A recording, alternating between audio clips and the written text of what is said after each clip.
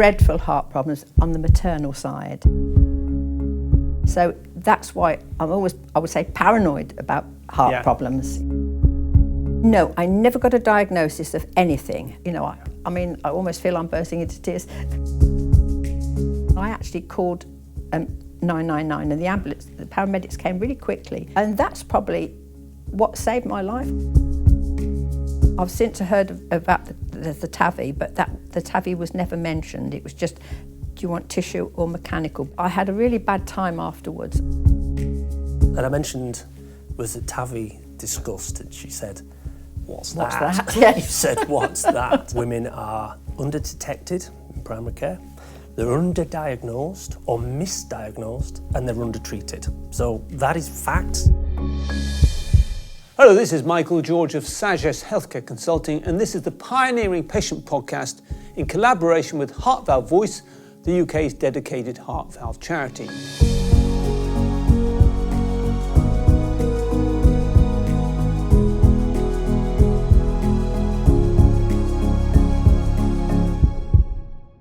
Now, my 80-year-old guest today has gone through a difficult year recovering from both heart valve and hip surgery, but she seems to be doing really well. But we'll also ask her today, should she have really been having the treatment that she does? That's a question we need to ask and we'll look at today. We'll also bring in Will Woan from the organisation Heart Valve Voice to discuss this later. But now I'd like to introduce you, Susan Tim. Susan, welcome to the Pioneering Patient Podcast. And thank you for inviting me. That's a pleasure. So tell me, you've gone through 2 surgeries. You look to be very well. How are you feeling today? I'm feeling really well now. It was a difficult time recovering from the heart surgery and then having to go fairly quickly within 6 months to the hip surgery. But everything's behind me now and I'm feeling really, really good and very active actually. Yes. Yeah. And this is an important thing to say, is that you are active, you're doing a lot, you've got a family, you've got 3 children, 7 grandchildren, you're doing a lot with your grandchildren, you're volunteering. Tell us more about how active you are, those sort of things of volunteering. Yes, well, I visit family when I can and help out with the grandchildren if they're busy with work, and because I love to cook, and I live on my own now, and cooking for one person is so boring. But my daughter-in-law and son and my daughter are happy for me to cook for them. So I really enjoy that. I was at my son's 2 weeks ago. I did school runs, took grandsons to cricket matches and watched them. Took granddaughters shopping, and just generally, was involved with family. And then last week I was down looking after my 17-year-old granddaughter, and then home for a few days, and then I'm down here today recording this. So yes, keeping really active. Yeah, super grand, I'd say, yeah, for sure. And you're volunteering, you're helping almost people your same age, aren't you? Yes, because I've got more free time now. I'm volunteering at a local care home in my town, and they have a shop a couple of days a week for 2 hours in the mornings, and they need volunteers for that. And then they have lots of activities that they need someone to help with. So I do Tuesday afternoons, I put on a documentary for them and then make the tea and coffee afterwards. And then we have a calendar comes through for the month, and if they need a carer, they say carer needed, and if I'm free, we can always just volunteer for that. So at the moment I'm doing the shop regularly and putting on the documentary for them. So everyone should be very grateful that you're fit and active again, because unfortunately I'm not very good with remotes, and the television there has 3 remotes, and I always have to get one of the guys from the kitchen to come and help me put the video on at the right time, or the DVD I should say. Yeah, yes. That's for the younger generation. Yes, absolutely. So tell me more about your background to you. I think you're from Northampton. Tell me about your life, your all those hobbies. I'm born and brought up in Northampton. Only child, and I passed what we called the scholarship in those days to the grammar school when I was now the Northampton Girls Grammar School, and went there at 11. Sadly, to my utter shame, I wasted my time there. I'm the first one to admit it.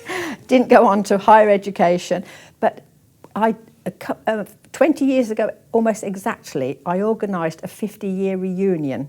I organised the class of 55, and I found lots of people, and we had a wonderful reunion, and so many of us just stayed in our hometown and worked locally, because you just went from school to job, banks, nursing. Everybody got jobs, and only 1 or 2 went to what they called teachers' training colleges in those days, A couple went to university, but the majority just left school and worked locally. It seems really boring now to what teenagers do and so on, but it was sort of almost the norm then in the early 60s. And social life centred around the church youth club. And my husband was a scout, he was in the scouts, and we used to have a gang there, and everybody sort of paired off over as the years went on. And we got married pretty young, but we all bought or had mortgages and bought houses, you know, which is teenagers, you know, or young people these days can't dream of, can they, you know? So it was, you know, it's pretty a routine way of life for the early 60s, I would say. But you also enjoyed travelling, yes, international travel? And yes, I always wanted to travel, and didn't do it till sort of when, you know, early 20s, we started going holidays overseas. But then in the early 70s, my husband got a job and we went to live in the Caribbean, which was so exciting and so fascinating, because the government in those days, Ministry of Overseas Development, built colleges throughout 7 of the associated states and staffed them with people from technical colleges in the UK. My husband was an electrical engineer, hadn't taught, but they said he would easily be able to teach electrical engineering. So we went off to the beautiful island of Dominica in the Eastern Caribbean for 2 years. It's just like, you know, it's a magical experience, actually. And that was so lovely, having 2 years there. And then after that, we came home and he joined British Petroleum, and then we had 18 months in Scotland, and then we went to the Middle East for 5 years. So it was all really, you know, fascinating, yeah. So we always kept a base back at home for to see parents, so we kept our base at home. So it wasn't like we knew we weren't going completely. Yeah. So, yeah. But your family's back home in Northampton, and the other thing you learnt about your family early was that there's a history of heart problems within the family. Dreadful heart problems on the maternal side. Yeah. My mother and her sister were both 72 and died. My mother had had mitral valve replacements, I think due to rheumatic fever when she was a child. Yeah. And so she had mitral valves. But I think she must have had mechanical ones, because I remember she was on warfarin. And I know mechanical with warfarin, she did have a stroke after 3 years, and then after 6 months had a heart attack and died at the age of 72. Her sister was 72 with heart attack. My grandmother was almost 69, and she was the one that used to say to me when I was a child, her heart was all of a flutter. And I think she must have was having palpitations. Yeah. And their older sister was only 60, and she died from complications from diabetes. So, and my grandmother had 8 siblings, and they heart disease through many of them, you know. So that's why I'm always, I would say, paranoid about heart problems. Yes. So you were concerned about this all your life. You're thinking, could I have a heart problem? Yes, absolutely. And then when you're in your 50s, it started the weekend of my 50th birthday. And I went to France. My daughter was doing her year out at the university in Strasbourg. Yeah. And I went out there with a cousin and my other daughter to spend my 50th. And that weekend, these palpitations started. Now, at the hotel, we'd had really, really horrible, strong coffee. And I don't know why I drank it. But I know, really, you know, the caffeine can start. So I put it down to the coffee, you know. But it never went away, really, never went away after that. I had a period when I used to wake in the night with them, and I used to, you know, so worried. And I remember in those days, 30 years ago, you get a doctor out, and one came in the night and he said, "You're not having a heart attack, Mrs. Timms." But it was always at the back of my mind. And often I got now I know were ectopic beats, and you know, you're just doing something, you get jerk in your chest, and it's really, really off-putting and frightening. And over the years, I went back to the doctors many times, and I think I must have had lots of ECGs, and everybody said, "Oh, it's absolutely fine," but no more investigations were done. Yeah. And you know, because it had an ECG and everything was absolutely fine, you think, "Oh well, I must be imagining it, or it's something I've got to live with." Yeah. So we just carried on until in 2021. I had an episode. I was at my daughter's and for the Easter weekend, and I had very, very strong palpitations come on in the night, and it really, they really were strong, and I was so frightened, and I actually called 999, and the ambulance, the paramedics came really quickly, and again, they did an ECG. It said, well, your ECG is absolutely fine, but we think you may ought to take you to hospital just to have some more tests done. And that's probably what saved my life, I think, because when I got there, they said my enzyme levels were quite high and they weren't sure I'd had a heart attack. But as it was the Easter weekend, nothing much happened. And they did, and then that's when I had my first echocardiogram. And after that was nearly 25 years after first having the palpitations. That's when I had, and they picked it up on that echocardiogram. And from then, obviously, they sent all the information to my local hospital, and I was checked annually from then on. And so what did let me come back to all those years when you had the palpitations. Yes. Were you given a diagnosis? Did anyone ever check your heart with a stethoscope? And did you get a diagnosis? No, I never got a diagnosis of anything. And I remember telling the doctors all about the heart disease on the maternal side of the family, but never had any investigations. I mean, I'm sure along the line, someone probably listened to my chest. I don't know. I can't remember now. Used to go so many times with these palpitations, but always the ECG was, you're fine, everything's fine. So you're talking about 25 years, you're going in and out, and no one ever gives you a diagnosis? No, it was weird. And I did see a cardiologist privately, it must have been about 15 years ago, but nothing was picked up then, and I didn't even have an echocardiogram then. Yeah. So, it was just by chance that they did it at the local hospital to my daughter, and they did at one point think they were going to put a stent in, and I went to have the angiogram and got into the theatre and ready for the angioplasty, I think it's called, and I could feel the dye going up my arm, and they said, oh, absolutely fine, your blood vessels are fine, and that was it. So that was good news, But I must add as well, I've always had high cholesterol, so with the high cholesterol and the palpitations and the heart disease in the family, I've always been absolutely paranoid about it. Yeah, and that's a warning of other issues, high cholesterol. Yes. And so when you got that echo, what did they say? What diagnosis did they give to you? Well, they just said I had the start of basically aortic stenosis, and that I would be kept to check on me annually by my local hospital. And then I started to have the echocardiograms annually. And for a couple of years, I went and they said, oh, everything's fine. It's not progressing very much at all. And then in the meantime, I started to have problems with my hip, very bad problems with my hip, and it was decided that I really needed a hip replacement. And I was due to have that in November 2023. And I had my echocardiogram in August, I had my cardiologist appointment in the September of 2023. And I went to see her, obviously, and she said, how was I? And I said, well, I'll be fine. Once November comes, I've had my new hip.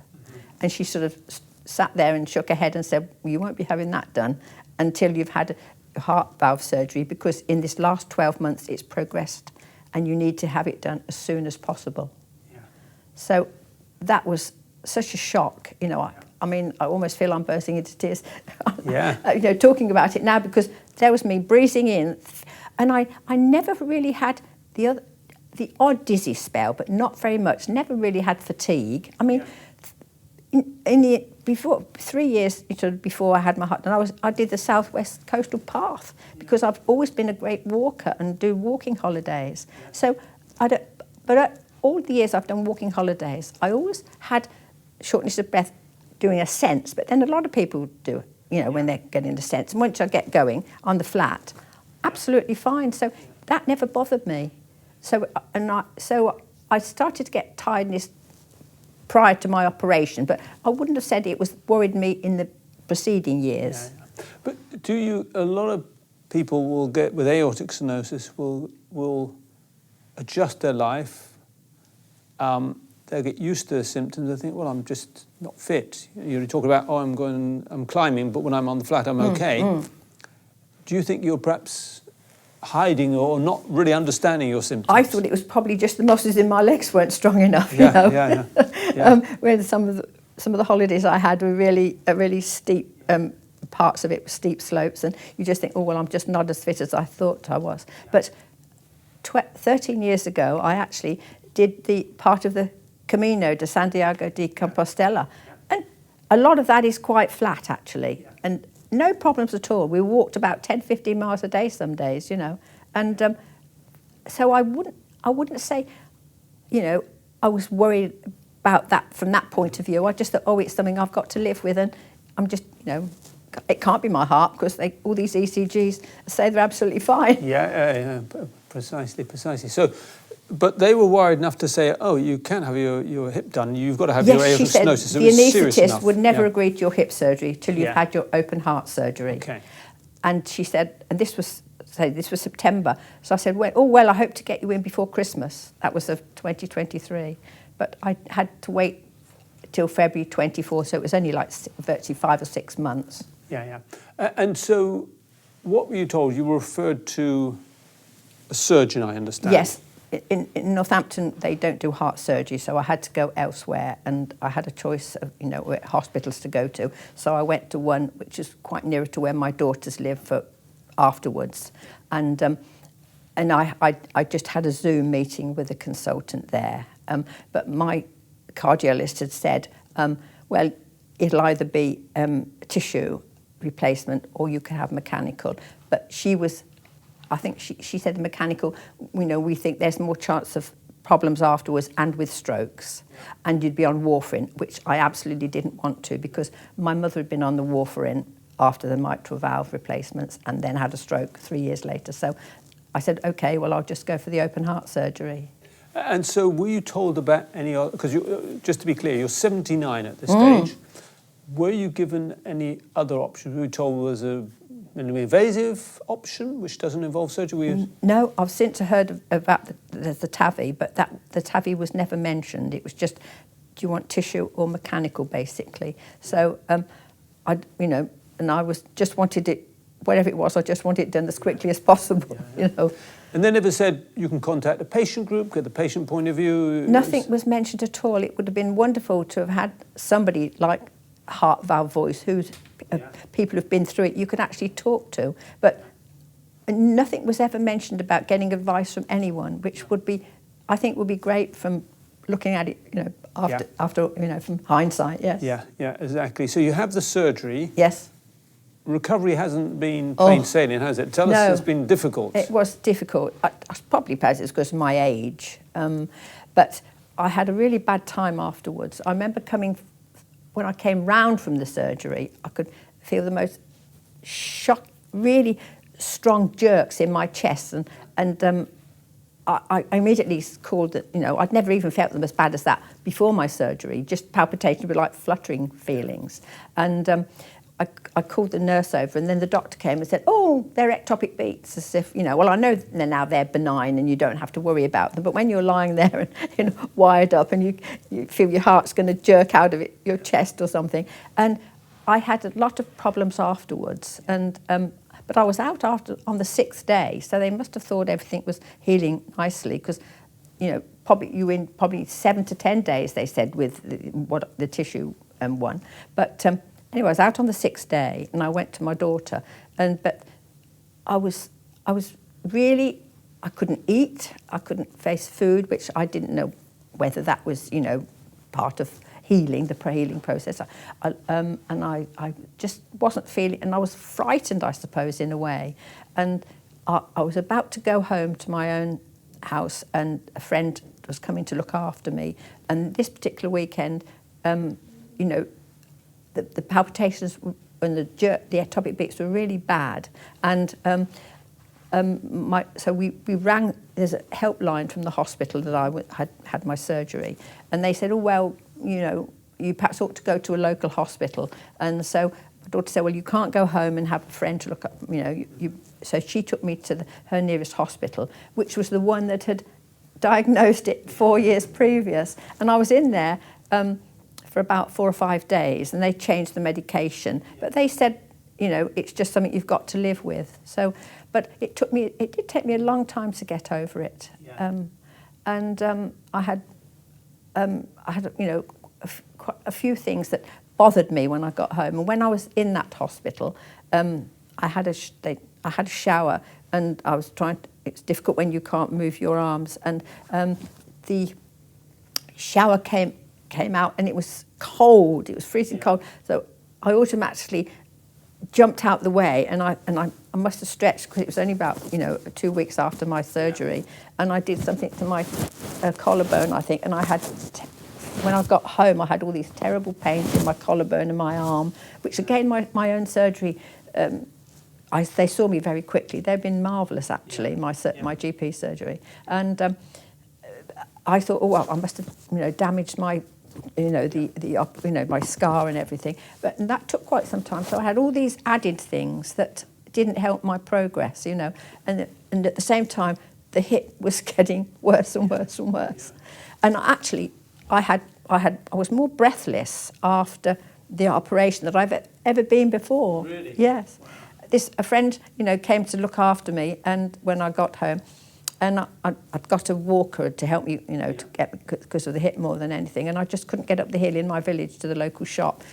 She had to leave me sitting on the walker, and you know, that was about 3 or 4 weeks after the operation, you know, and it took me all the summer really to get over it. Yeah. Because you're getting over the incision as well. Yes, the cut, yes, and yes. Must be the incision. painful. And yeah, it was. So it was, you know. I healed quite well. This, you know, my scar healed quite well, and you know, but whether or not, you know, I say other people I've heard they get over things quite quickly, but you say maybe down to age, and you know, and because I was hampered with a hip as well, so I couldn't get out and do much walking, because you know, and my village, you know, to get to the centre of it it's a bit hilly, so whichever way you go, you've got to go up quite a steep hill one way or slope the other, and I just didn't have the energy to do that.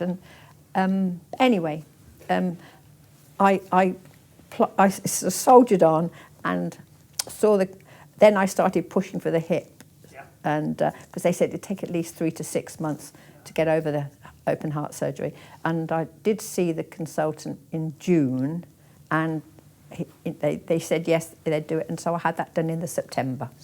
So we're quite a few months on from that. We're more than a year on from the surgery. As we say, you're feeling a lot better now, aren't you? You're walking. Yes, yes. You're doing a lot. I did a 5-mile walk a few weeks ago, unintentionally, thinking with my daughter I was going to short walk by the Greenwich Walk by the Thames, and in the end we did about 5 miles, but I had no after effects from it at all, and walking was fine, no breathlessness or anything. Yeah. And since you've become involved with Heart Valve Voice, and you discovered maybe you could have had another option called TAVI. Yes, yes. So how do you feel about that now that you weren't given that? You weren't told about that? Well, it would have been nice to have had the choice, because I don't think anybody wants the incision down their chest if they don't have to have it. But that was never mentioned. The word was never mentioned, so I didn't know I had the option. And I suppose I should have looked things up, but I'm not very good at that sort of thing. And you know, younger people would probably delve into it more. But I just sort of went along with what was advised. Yeah. And how do you feel? There must be some level of frustration that you could have had an easier recovery. Well, yes. I mean, I could, you know, but now I can't do. You know, I am frustrated, but I can't do anything about it. So, you know, I just have to make the best. But I mean, I would say to anybody, investigate more. Just don't be told. Just don't take exactly everything they tell you. Yeah, yeah. And you say you're not doing anything about it, or you couldn't do anything, but you are doing something about it, because now you're supporting Heart Valve Voice. I think you've been into Parliament recently. Tell me about what you're doing with Heart Valve Voice. Well, I'd just like to, you know, help as much as I can and give my story, because I think the more, and I mean, I'd never heard of Heart Valve Voice. Nobody had mentioned it, and all the, you know, if the hospital had said to me, oh, there's these people you can ring up and get, chat to, I didn't hear from them. It wasn't until I saw an article in the newspaper when Roger Black had his operation. I thought, oh, that sounds interesting. So I emailed them, and I'm really happy to be involved. Yeah. Yes. And give them my support when I can. Yeah. No, your story is important. In fact, I think at this point, we'll bring in Will Wowen, the CEO of Heart Valve Voice. Please come in, Will, because we'd like to get the Heart Valve Voice opinion. Isn't she brilliant, Susan? She's amazing. Yeah, fantastic. Thank you very much. Thank you for that. So Will, tell me about this. So Susan was 79. She's referred straight for surgery. Was that the right approach? Well, she could certainly have had a less invasive procedure. That was definitely something that probably should have been discussed. And obviously, it was a very successful treatment. Yeah. Surgery, when it's done timely, is a very good treatment, and lots of patients do very well with it. But I think the kind of choices that were given to Sue were quite limited, and I don't think you really felt as though you got that shared decision-making in place at all. So then she would have, you obviously then had a much longer recovery. Mm-hmm. And because where should she have been referred to? Because you have multidisciplinary teams, which include interventional cardiologists as well as surgeons. She's 79. The guidelines are suggesting, European guidelines saying 70 plus, straight to TAVI, aren't you? There's lots of things went wrong. Quite possibly, yeah, exactly. So if she had had a multidisciplinary team where we've got both surgical and interventional cardiologists discussing Sue's case, and she did have a TAVI, it would have been a lot shorter procedure and quicker recovery time. She'd have been in hospital perhaps 2 to 3 days and then back home. Now, TAVI isn't always suitable for older patients. We do need to make sure that it is clinically safe. But it surprised me when we met outside of Big Ben and we were just talking, and then you mentioned your treatment, and I found out her age, and she said 79, and I was puzzled. And I mentioned, was it TAVI discussed? And she said, what's that? Yes. You said, what's that? Now, unfortunately, it's quite common, and there is patchy parts of the UK where patients will get that single point of access, as you talk about the guideline, okay? So cardiologists should, in the best optimal kind of pathway, refer to one place, and bearing on age, essentially, younger patients will go down a surgical pathway, older patients will go down a TAVI pathway, and then in the middle, that's where the beauty of a shared decision-making process comes into place, where we talk to the clinician and say, this option is a good option for you, surgically, this option is good, and let the patient work in partnership with the clinician to decide what their treatment option is best for them. So you talk about younger patient, older patient, patients in the middle. What do we mean by younger patients? We're not talking about 15-year-old, and older is 25. What age do we talk about? Yeah, so normally it's kind of 75 and above would go down a very TAVI pathway, and 70 and under would look at a surgical pathway, and in the middle. However, if you're 69 and you're a full-time carer for a partner and you're facing the kind of treatment recovery that Sue went through, that might not necessarily fit your circumstances. And that's why if we're working in partnership with a clinician and the patients are empowered, they can say, well, actually, can we discuss a more minimally invasive procedure? And how often is this problem, let's call it that, occurring where patients aren't getting the right pathway? Probably more common than it should be. And that's why some of the kind of campaigning work that we do is around that, trying to make sure that all district cardiology, the referring hospitals, are aware of new innovative treatments as well, but also that the fact is that they would refer into that MDT rather than almost in your case was, oh, you can have the best surgeon I know. That shouldn't be the case. It should be, let this multidisciplinary team of some absolute experts to decide what is the right treatment for the right patient at the right time. And who's responsible, and what are you doing to make sure that right pathway is followed? Yeah, so we've advocated for lots of different ways of making that happen. So we've been campaigning one for a fast-track aortic stenosis pathway, making it from diagnosis to treatment is a much shorter period of time. We're also speaking to lots of those district hospitals to set up valve clinics. So rather than just the valve clinic in the big hospitals where the treatment occurs, we have experts focusing very specifically on valve disease in the smaller referring hospitals. We're empowering patients with resources to ask those kind of questions. So patients can download interactive guidance on appointments, how to prepare for your appointment, what questions should you ask, how to manage that appointment, because in many cases you're getting this information where you're being faced with what your perception is a very scary operation. Well, yes, I can say here to that, because you just so absolutely. Well, I was so completely gobsmacked because the year before, oh, it's absolutely fine, and then jogging along, nothing going wrong, so you think, and then so you just don't say anything. You just walk out like in a daze. I remember walking out of there in a daze. That's absolutely right. So we work also with the professional societies to support them with patient voice, like Sue and others. Some of our patients have a very optimal pathway, whereas Sue potentially didn't. And really advocating for that single point of access. And we need the surgical community and the cardiology community, those transcatheter interventional cardiologists, to work together to make sure that that pathway to treatment is seamless. Yeah. And also, if a patient is going to get that shared decision making, they need to get information. And what patients I have interviewed say, I want information from other patients to understand what they've gone through. How can that happen? Really, heart valve voice, that when the multidisciplinary team is there, they should be saying to the patient, have you contacted a heart valve voice? Shouldn't that be the case? How can we make that happen? Yeah, absolutely. So the patient community is growing, is stronger. We're seeing more and more patients. We've got an ageing population. We're going to see more of Sues across the world. And it's really important that we use that voice in the right places. So our community, we've got patients on hospital advisory groups. We have them involved in trials. We have them involved in Parliament.